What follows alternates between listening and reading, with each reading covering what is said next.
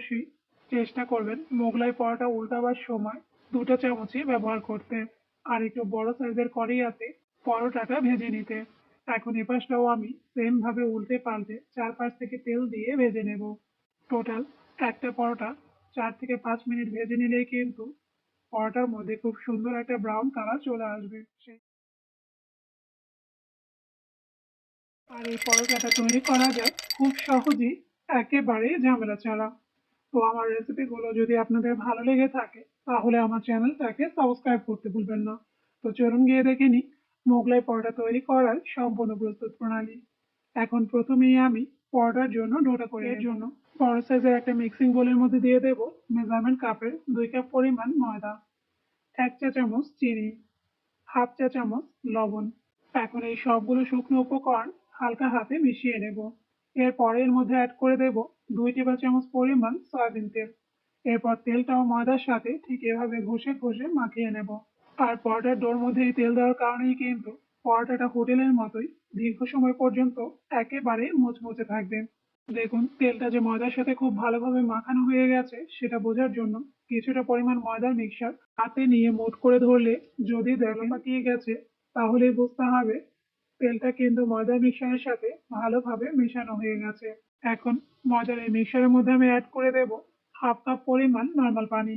এরপর পানির সাথে ময়দাটাকে খুব ভালোভাবে মিশিয়ে নিয়ে পরোটার জন্য একেবারে সফট একটা ডো তৈরি করে নেব।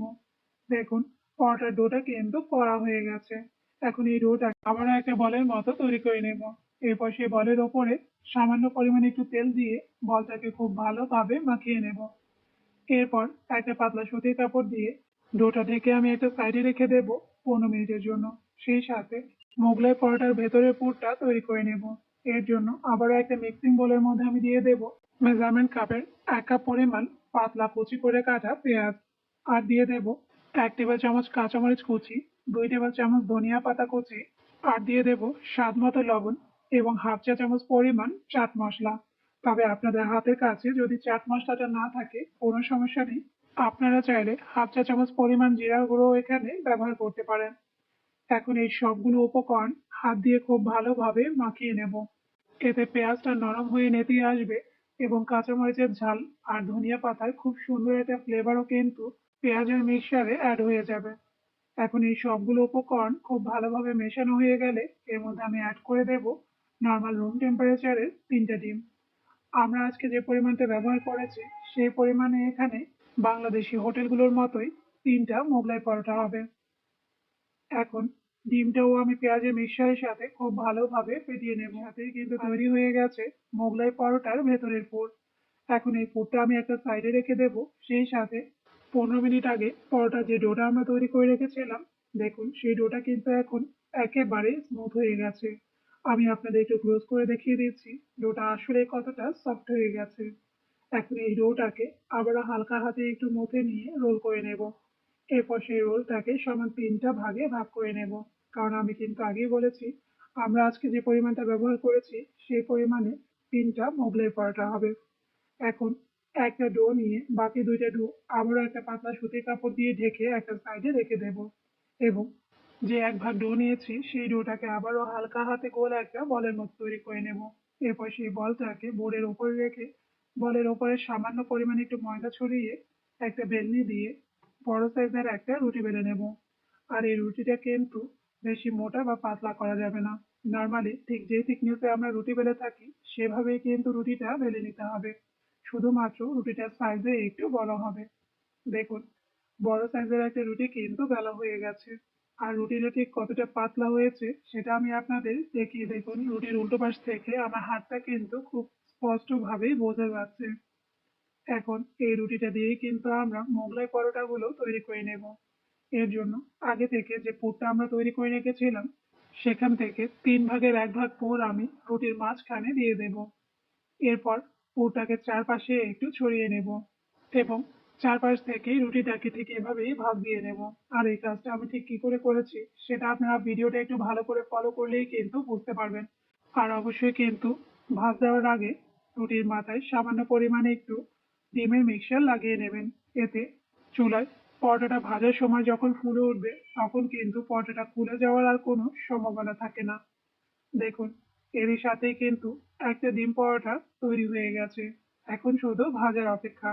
তবে তার আগে আরো একটা কঠিন কাজ কিন্তু রয়ে গেছে, মানে হলো বোর্ড থেকে পরোটাটা হাতে তুলে নেওয়া। আর এটাও কিন্তু আছে, সেটা হলো পরোটার নিচের পাশটা ঠিক এভাবে হাত দিয়ে টেনে সম্পূর্ণ পরোটাটাই আমি হাতের মধ্যে তুলে নেব। দেখুন পরোটাটা কিন্তু আমি হাতের ওপর তুলে নিয়েছি। এখন এই পরোটাটা কিন্তু ভাজার পালা। কারণ রুটির ভেতরে ডিমের পুর দেওয়ার পর রুটিটা কিন্তু আর বেশিক্ষণ রাখা যাবে না, না হয় রুটিটা নরম হয়ে ছিঁড়ে যাওয়ার সম্ভাবনা থাকে। তাই আগে থেকে আমি চুলার মিডিয়াম হিটে পর্যাপ্ত পরিমাণ তেল গরম করে নিয়েছি। এখন এই গরম তেলে পরোটাটা আমি দিয়ে দেব। এরপর একটা তেলের চামচ দিয়ে চারপাশ থেকে পরোটার ওপর তেল ছড়িয়ে দেব এবং হালকা হাতে প্রেস করে পরোটাটা তেলের নিচে ডুবিয়ে দেব। এতে পরোটার ভেতরে থাকা পুরটা কিন্তু খুব সহজেই সেদ্ধ হয়ে যাবে। আর কিছুটা সময় চারপাশ থেকেই পরোটাটা ভেজে নেওয়া হয়ে গেলে আবার একটা চামচ দিয়ে, মানে দুইটা চামচের সাহায্যে পরোটাটা আমরা উল্টে নেব। আর এই কাজটা কিন্তু ভুলেও একটা চামচ দিয়ে করতে যাবেন না। অবশ্যই চেষ্টা করবেন মোগলাই পরোটা উল্টাবার সময় দুটো চামচই ব্যবহার করতে। আর একটু বড় সাইজের কড়াইয়াতে পরোটাটা ভেজে নিতে। এখন এপাশটাও আমি সেম ভাবে উল্টে পাল্টে চারপাশ থেকে তেল দিয়ে ভেজে নেব। টোটাল একটা পরোটা 4 থেকে 5 মিনিট ভেজে নিলেই কিন্তু পরোটার মধ্যে খুব সুন্দর একটা ব্রাউন কালার চলে আসবে। সেই সাথে পরোটাটা ফুলেও মাসাল্লাহ দ্বিগুণ হয়ে যাবে, মানে পরোটার ভেতরের পুরটা কিন্তু পুরোপুরি ভাবে সেদ্ধ হয়ে যাবে। দেখুন পরোটাটা কিন্তু হয়ে গেছে। এখন এই পরোটাটা আমি চুলা থেকে নামিয়ে নেব এবং সেম ভাবে বাকি পরোটাগুলো ভেজে নেব। দেখুন সবগুলো পরোটাই কিন্তু আমার ভাজা হয়ে গেছে। আর এই পরোটাগুলো ভেজে নেওয়ার অনেকটা সময় পরেও কতটা মুচমুচে সেটা আমি আপনাদের প্রুভ করে দেখাচ্ছি। এর জন্য একটা কাঁটা চামচ দিয়ে পরোটার উপরে আঁচড়ালে দেখবেন পরোটাটা একটুও ভেঙে যাচ্ছে না বা কুঁচকে যাচ্ছে না, মানে পরোটাটা কিন্তু এখনো মুচমুচে আছে। এখন একটা পরোটা আমি আপনাদের কেটে দেখাচ্ছি। মোগলাই পরোটার ভেতরে পুরটা চারপাশে কত ভালোভাবে ছড়িয়ে পড়েছে এবং পুরটা কত ভালোভাবে সেদ্ধ হয়ে গেছে। দেখুন এর সাথে কিন্তু তৈরি হয়ে গেল গরমা গরম দারুণ মজার মুচমুচে বাংলাদেশি হোটেল স্টাইলের মোগলাই পরোটা, কোনো রকম ঝামেলা ছাড়াই। তো আপনারাও কিন্তু বিকেলের নাস্তা বা চায়ের আড্ডাটাকে আরো একটু জমজমাট করে তুলতে ঝটপট তৈরি করে ফেলুন দারুণ মজার এই মোগলাই পরোটা। তো আমার রেসিপিগুলো যদি আপনাদের ভালো লেগে থাকে তাহলে আমার চ্যানেলটাকে সাবস্ক্রাইব করতে ভুলবেন না। আর আমার প্রতিটা রেসিপি ফ্রেন্ডস এবং ফ্যামিলির সাথে শেয়ার করবেন। আজ এ পর্যন্তই। আল্লাহ হাফেজ।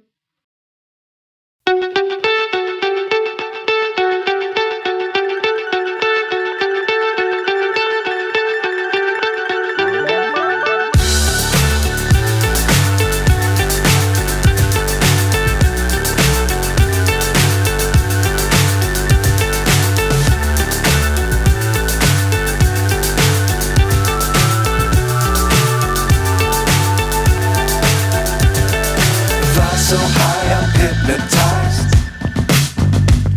What's up is down, what's left is right. Chasing stars and holding you. I can't see the end, but we'll see it through.